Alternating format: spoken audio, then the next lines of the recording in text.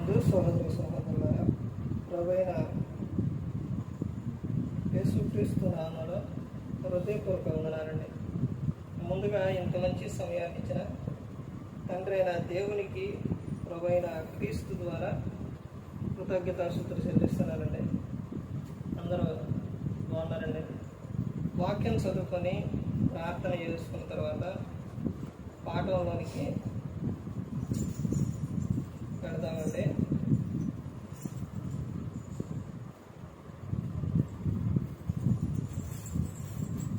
యోహాను గారు రాసిన సువార్త 14వ అధ్యాయం 15వ వచనం.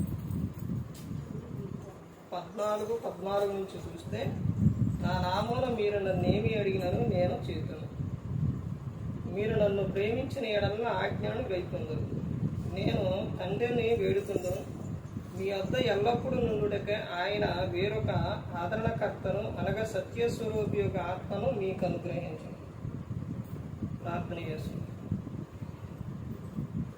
పరలోకమందున్న మా తండ్రి, పరిశుద్ధ ప్రేమ గల తండ్రి, గొప్ప తండ్రి, యెహోవా తండ్రి, మీ ప్రియ కుమారుడు యేసుక్రీస్తు ప్రభువారి ద్వారా కృతజ్ఞతాస్తుతులు చెల్లిస్తున్నాను.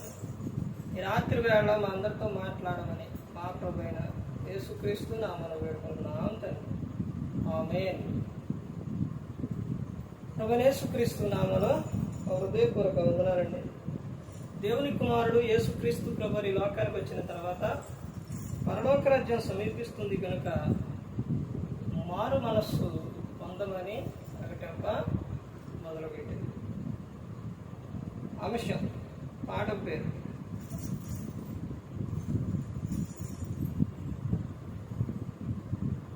సత్య స్వరూపయోగు ఆత్మను మీకు అనుగ్రహించును.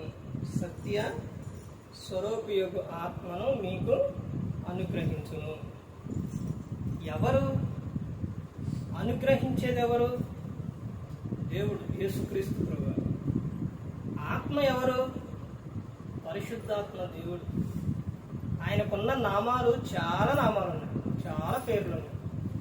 అందులోని ఇక్కడ చెబుతున్న విషయం ఏంటంటే, యోహాను గారు రాసిన సువార్త 14వ అధ్యాయం 14వ వచనంలో, నా నామమున మీరు నన్నేమి అడిగినను నేను చేతును. నా నామం, ఎవరి నామం? యేసుక్రీస్తు నామమున ఆయన ఏది అడిగినా కానీ చేతును అని చెప్తున్నా. మీరు నన్ను ప్రేమించిన ఎడల నా ఆజ్ఞలను గైకొందురు. ఆయన ప్రేమిస్తే ఆయన ఆజ్ఞలు ఏం చేస్తారు? గైకొంటారు. ఎవరైనా ఒక వ్యక్తిని ఇష్టపడితే, ఒక వ్యక్తిని ఆ వ్యక్తికి ప్రేమగా చూస్తే, ఆ వ్యక్తి చెప్పినట్టు ఇంకొక వ్యక్తి చేస్తారు.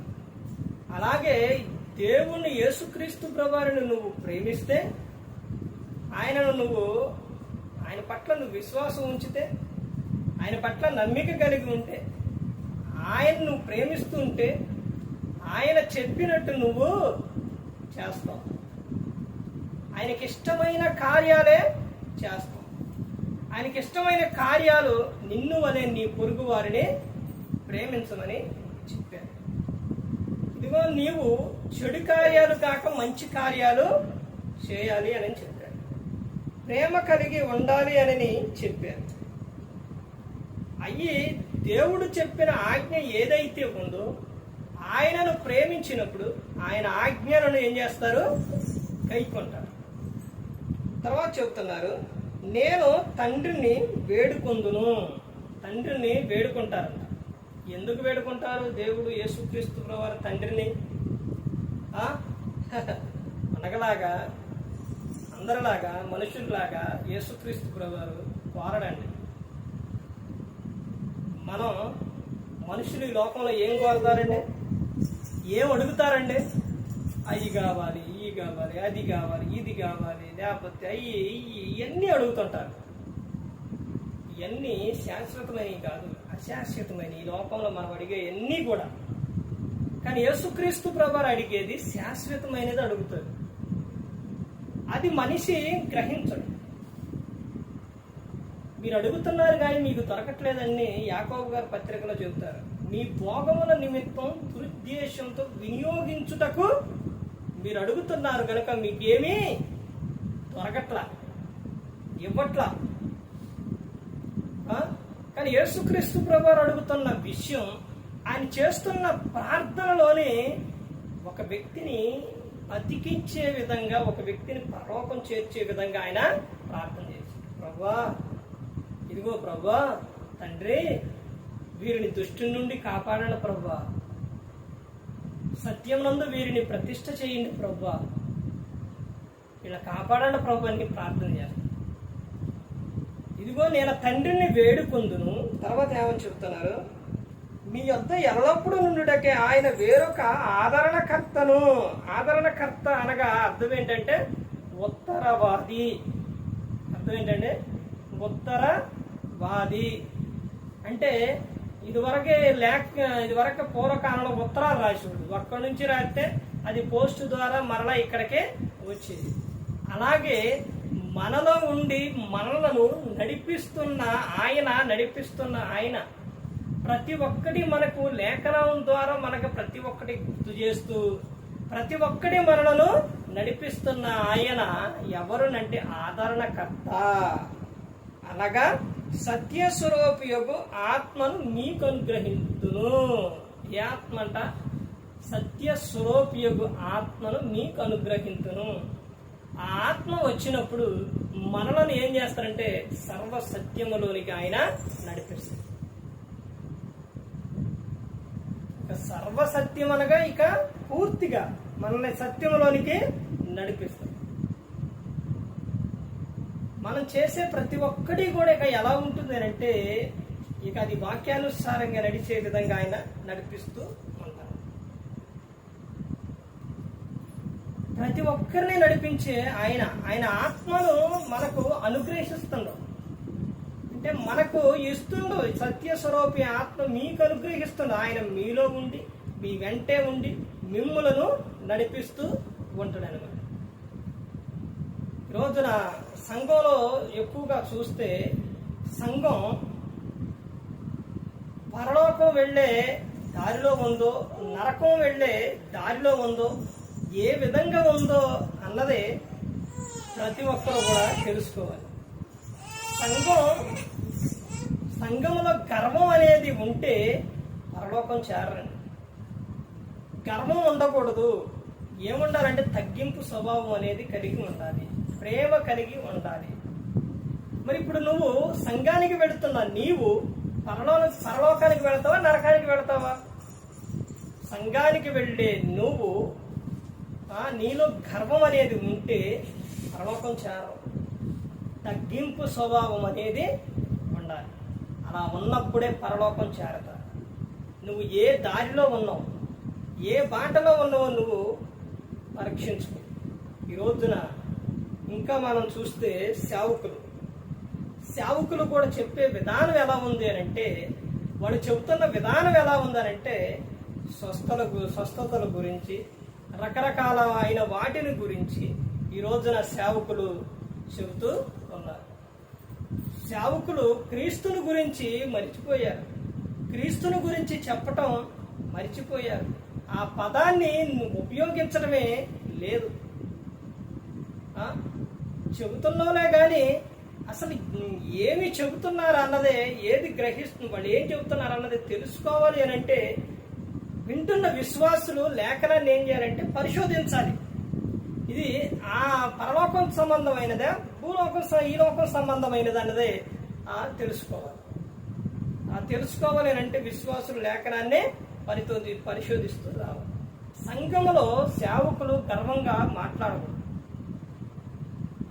గర్వంగా మాట్లాడితే అది ఎంత దూరం వెళుతుందంటే, ఎంత ప్రమాదం తీస్తుందంటే చాలా ప్రమాదం. ఎవరో కొంతమంది సేవకులంటే ఇష్టపడి ఉంటారు, కానీ చాలా మంది ఎలా ఉంటారనంటే, హెబ్రీ రాసిన పత్రిక 13వ అధ్యాయం మొత్తం చదివితే మీ పై నాయకులు ఎలాగైతే ఉన్నారో వారి ప్రవర్తనను చూసి మీరు నడుచుకోండి అని ఉంటుంది. మరి ఇప్పుడు సేవకుడు ప్రవర్తన ఏ విధంగా ఉందో అన్నదే వాక్యం తెలిసిన వాళ్ళైతే వారి ప్రవర్తనను, వారి మాట తీరును గమనిస్తూ ఉంటారన్నమాట. కొంతమంది అయితే మరి ఇక సేవకుడు ఏది చెబితే ఇక అది, ఎలా చెబితే అలాగానే. ఇక అలాగే కొడతారు, అలా వింటుంటారు. ఇక ఆయన ఏదన్నా చెప్పలే, అలాగే ఉంటుంటారు. ఇది వాక్యానుసారమా కాదా? ఈ వాక్యం ఎవరితో మాట్లాడుతుంది? అసలు ఈ వాక్యం ఎందుకు చెబుతున్నారు? వాక్యం నన్ను బలపరిచేదేనా? ఇది దేనికి సంబంధించింది అంటే చెబుతున్న ఒక మాట అది నెరవేరిందా, నెరవేరలేదా? ఇది ఎక్కడ సంబంధమైన విషయం, ఎవరికి సంబంధమైన విషయం, ఎవరు గురించి చెబుతున్నారు? ఈ లేఖనంలో, ఈ పుస్తకంలోనే ఎవరికి రాశారు అన్నది గ్రహించే విధంగా చాలా మంది, కొంతమంది ఉంటారు, కొంతమంది గ్రహించరు. ప్రతి ఒక్కటి గమనించుకోవాలండి. నిన్ను సర్వసత్యములోనికి నడిపించడానికి, లోకం విడిచిన తర్వాత పరలోకం చేర్చడానికి యేసుక్రీస్తు ప్రభువారు మనకు ఏమనుగ్రహించారంటే సత్య స్వరూపియగు ఆత్మను అనుగ్రహించారు. ఆయన తర్వాత చూడండి, లోకము ఆయనను చూడదు, ఆయనను ఎరుగదు గనుక ఆయనను పొందనేరదు. మీరు ఆయనను ఎరుగుదురు, ఆయన మీతో కూడా నివసించును, మీలో ఉండును. చూశారంటే ఎవరితో ఉంటారంట? మనలో ఉండి, మన వెంట ఉండి, మనలను నడిపిస్తూ ఉంటారన్నమాట. తర్వాత మిమ్మును అనాథులుగా విడువను, మీ యొద్దకు వత్తును. కొంతకాలమైన తర్వాత లోకము నన్ను మరి ఎన్నడనూ చూడదు, అయితే మీరు నన్ను చూతురు, నేను జీవించుచున్నాను గనుక మీరు జీవింతురు. ఇక్కడ ఎవరెవరి గురించి చెప్తున్న సందర్భాలు ఉన్నాయి. వాక్యం చదివితే, మనం వాక్యం చదివేవాళ్ళం అయితే మనకు అర్థమైపోతుంది. యేసుక్రీస్తు ప్రభువారు చెప్పిన విషయాల్లో ఎవరెవరి గురించి ఇక్కడ చెప్పారు, ఎవరితో చెబుతున్నారు ఈ విషయాలు. 3 విషయాలు ఉన్నాయి. చెప్తారండి అక్కడ 3 విషయాలు ఏంటో? 1, శిష్యులతో యేసుక్రీస్తు ప్రభువారు చెబుతున్నారు. 2, పరిశుద్ధాత్ముల గురించి చెబుతున్నారు. 3, ఆయన గురించి ఆయనే చెబుతున్నారు. ఎవరి గురించి? యేసుక్రీస్తు ప్రభువారి గురించి ఆయనే చెబుతున్నారు. 3 విషయాలు ఇక్కడ వారు చెప్తున్నారు. 1 శిష్యులకు చెబుతున్నారు, 2 పరిశుద్ధాత్మల గురించి చెప్తున్నారు, 3 ఆయన గురించి ఆయనే చెప్పుకుంటున్నారు. ఇదిగో నేను మిమ్మల్ని అనాథలుగా విడను, నేను మీ వెంటే ఉంటాను, మీరు నన్ను చూస్తారు అని చెప్పారు. అంటే ఇందులో ఉన్న అర్థం ఏంటండి? ఎప్పుడు చూస్తారు? మీరు నన్ను చూస్తారు. యేసుక్రీస్తు ప్రభువు ఏం చెప్పారండి? పేతురు గారు ఒక విషయం అడుగుతారు, అయ్యా మరి అంతా వదిలిపెట్టి, అన్ని వదిలిపెట్టి నిన్నే వెంబడిస్తాను అని అంటే, మీరు నన్ను అన్ని విడిచిపెట్టి నన్ను వెంబడిస్తున్నారు, మీరు ఈ లోకం విడిచిన తర్వాత మీకు ఆ తీర్పు తీర్చే అధికారం మీకు ఇస్తాను, 12 గోత్రాల మీద. ఇలా ఎన్ని విషయాలు చెప్పారో తెలుసండి. పేతురు ఇదిగో పాతాళపు అంటే పరలోక ఆ తాళపు చెవులు ఎవరికి ఇస్తాను? నీకు ఇస్తాను అని చెప్పారనమాట. ఇదిగో మీరు ఈ లోకం విడిచిన తర్వాత నన్ను చూస్తారు, ఎందుకంటే నా కోసం బ్రతుకుతున్నారు. అంటే నా కోసం అనగా నా నామం అందరికీ తెలియపరచడానికి. ఇదిగో నేనే మార్గం, నేనే సత్యం, నేనే జీవం, నా ద్వారానే తండ్రి యొద్దకు వస్తారు అని యేసుక్రీస్తు ప్రభువు చెప్పారు. నా గురించి చెబుతున్నారు, తండ్రిని మీరు మహిమపరుస్తున్నారు. ఇదిగో మీరు ఈ లోకం విడిచిన తర్వాత నన్ను ఏం చేస్తారు? చూస్తారు. తర్వాత చెబుతున్న విషయం చూడండి, నేను నా తండ్రి యందును మీరు నా యందును నేను మీ యందును ఉన్నామని ఆ దినమున ఎరుగుదురు. ఎప్పుడు ఎరుగుతారంట? ఎప్పుడు? ఆ దినమున, ఈ లోకం విడిచిన తర్వాత. అప్పుడు ఎవరు యందు ఉన్నారో, ఎవరు గురించి చెబుతున్నారు అన్నదే ఎప్పుడు తెలుస్తుంది? అప్పుడు తెలుస్తుంది. తర్వాత చెబుతున్న ఆజ్ఞలను అంగీకరించి వాటిని గైకొనువాడే నన్ను ప్రేమించువాడు నా తండ్రి వలన ప్రేమింపబడును, నేను వానిని ప్రేమించి వానికి నన్ను కనుపరుచుకుందునని చెప్పాను. ఎన్ని విషయాలు ఇక్కడ చెప్తున్నారు చూశారండి యేసుక్రీస్తు ప్రభువు. అంటే మనం ఏం చేయాలి అంటే ఆయనను ప్రేమించాలి, అలా ఆయన ప్రేమించాలి, ఆయన గురించి బోధించాలి, ఆయన గురించి చెప్పాలి. ఇవన్నీ ఎవరు గుర్తు చేస్తారు అని అంటే సత్యస్వరూపియగు ఆత్మ, పరిశుద్ధాత్ముడు మనలో ఉండి నిత్యము మనలను ఏం చేస్తారంటే సర్వసత్యములోనికి నడిపిస్తారు. క్రీస్తుని గురించి యేసుక్రీస్తు ప్రభువు చెప్పిన మాటలు మనకు ఆయన ఏం చేస్తారో జ్ఞాపకం చేస్తూ ఉంటాడు అన్నమాట. ఇలా ప్రతి ఒక్కటి కూడా తెలుసుకోవాలి అంటే ఈ గ్రంథాన్ని చదవాలి. ఈ గ్రంథాన్ని చదివితే మనకు ప్రతి ఒక్కటి కూడా అర్థమవుతుంది. గర్వం వలన చాలా ప్రమాదం అండి. గర్వం వలన చాలా ప్రమాదం. నువ్వు గర్వంగా ఉంటే ఎవరో నీ మాట వినరు. గర్వంగా మాట్లాడితే ఎవరో నీ యొద్దకు రారు. గర్వం ఏం చేస్తుందంటే పడిపోవడానికి కారణం, పతనానికి కారణం గర్వం. గర్వంగా మాట్లాడటం, నాకేంటిలే అంటాం, అది నాకేంటిలే, నేనే గొప్ప, నాకెంతో ఉంది అనే గర్వం అనేది రాకూడదండి. గర్వం వచ్చిన వాళ్ళు పడిపోయినట్టు, గర్వంతో ఉన్నవారు చాలా పతనం అయిపోయినట్టు చాలా విధంగా ఈ గ్రంథంలో చాలా విషయాలు రాయబడి ఉన్నాయి. గర్వంతో ముందుకు వెళ్ళిన వారు, గర్వంతో పనులు చేసిన వారు, వారు ముందు కాలాల్లో చాలా బాధాకరమైన విధానానికి వెళ్ళిపోయిన వారు చాలా మంది ఉన్నారు ఈ గ్రంథంలో. యెజబెలు, ఆమె రక్తంలో కుక్కలో నాకిని. తర్వాత హేరోదియా, ఆమె ఒక సేవకుడు తలగోరినందుకు, కూతురుతో అడిగించినందుకు, తల నరికించినందుకు చరిత్రకారులు చెబుతున్న విషయం, ఆమె పరిస్థితి, ఆమె విధానం ఎలా మారిపోయిందని అంటే, ఇశ్రాయేలు ఆ దేశంలోని మంచు ఉదయాన్నే ఆమె కొన్ని ప్రాంతంలో యువతాల నుంచి అవతాలకే వెళ్లే సమయాల్లో అదంతా కూడా మంచుతో ఉండేదన్నమాట. మంచుతో నిండిపోయినప్పుడు దాని మీద నడుస్తూ వెళుతుంటే ఆమె చెప్పులు కొంచెం ఇలా ఎత్తుగా ఉండేవి అనమాట. అలా ఎత్తుగా ఉన్నప్పుడు ఆ చెప్పు నడుచుకుంటే దాని మీద అలా వెళుతూ ఉన్నప్పుడు ఆ చెప్పు స్లిప్ అయ్యి అక్కడ ఆమె ఎప్పుడైతే ఆ స్లిప్ అయిందో అలా పడిపోగానే ఆ మనసు అది ఏమైపోయిందంటే గాజుగా ఉండిద్ది కంటే మనసు గడ్డగట్టి అది ఆమె అలా లోపలికే వెళ్ళిపోయింది అనమాట. అలా వెళ్ళిపోయి అలా వెళుతూ ఉన్నప్పుడు మెడ వరకి అక్కడ అలా కూరుకు లోపలికి వెళ్ళిపోయేటప్పుడు ఈ మెడ వరకి కట్ అయిపోయింది. లోపలికి కింద భాగం లోపలికి వెళ్ళిపోయింది, ఈ మెడకాయ మాత్రం తెగిపోయింది. చూసారండి, కారణం ఏంటనుకున్నారు? సేవకుడు తలను ఆమె ఏం చేసింది? నరికించేసింది. యాహాను గారు తలకాన్ని. ఎంత గర్వంతో ఉన్న ఆమె తల ఏమైపోయింది? తగ్గిపోయింది. సేవకుడు అంటే ఈ రోజున మనిషికి విలువ లేదండి. మనం చేసే ప్రతి ఒక్కటే దేవుడు చెబుతున్నారు, మనుషుడా నువ్వేదైతే విత్తుతువో ఆ పంటని నువ్వు కోస్తావు. ఇలా ఎంతో మంది గర్వంతో ఉన్నవారు ఎంతో మంది అదనమైపోయారు, చాలా విధంగా ఇదైపోయారు. గర్వం అనేది చాలా ప్రమాదకరం అండి. తండ్రి మీద తిరగబడ్డ అబషాలోము ఏమైపోయాడండి? భయంకరంగా చనిపోయాడు. చెల్లిని చేసిన అమ్నోను ఏమైపోయాడు? తమ కాలంలోనే, యవన కాలంలోనే చనిపోయాడు. చాలా ప్రమాదం. ప్రతి ఒక్కరు గమనించుకోవాలి.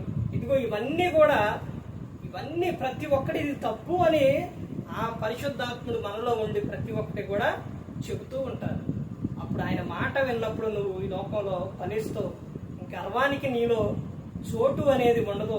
నువ్వు ఎంతైతే తగ్గించుకుంటావో అంతగా నువ్వు హెచ్చింపబడు. అదే బైబిల్ గ్రంథం చెబుతున్న విషయం.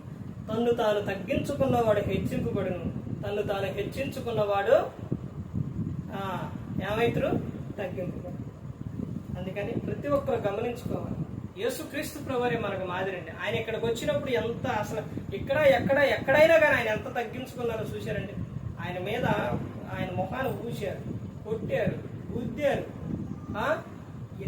ఎన్నో చేసినా కానీ ఒక్క మాట అయినా కానీ ఆయన మాట్లాడారండి? ఏదైనా అన్నారా? అంత అధికారం ఉన్న ఆయన యేసుక్రీస్తు ప్రభువు ఏమీ కూడా మాట్లాడారు. తగ్గింపులో ఉన్న ఎంత గొప్పతనం అని అంటే యేసుక్రీస్తు ప్రభువు అంత తగ్గించుకున్నారు కాబట్టి ఫిలిప్పీలు రాసిన పత్రిక 2వ అధ్యాయంలో ఆయన అన్ని నామముల కన్నా పై నామము హెచ్చింపబడ్డారు. ప్రతి ఒక్కరు కూడా ఈ రోజున చూడండి, యేసుక్రీస్తు ప్రభువు ఎదుటే ఏం చేస్తారంటే ఆయన ఎదుట ఏం చేస్తారు? ప్రతి ఒక్కరు కూడా సాగిల పడతారు, మోకరిస్తారు.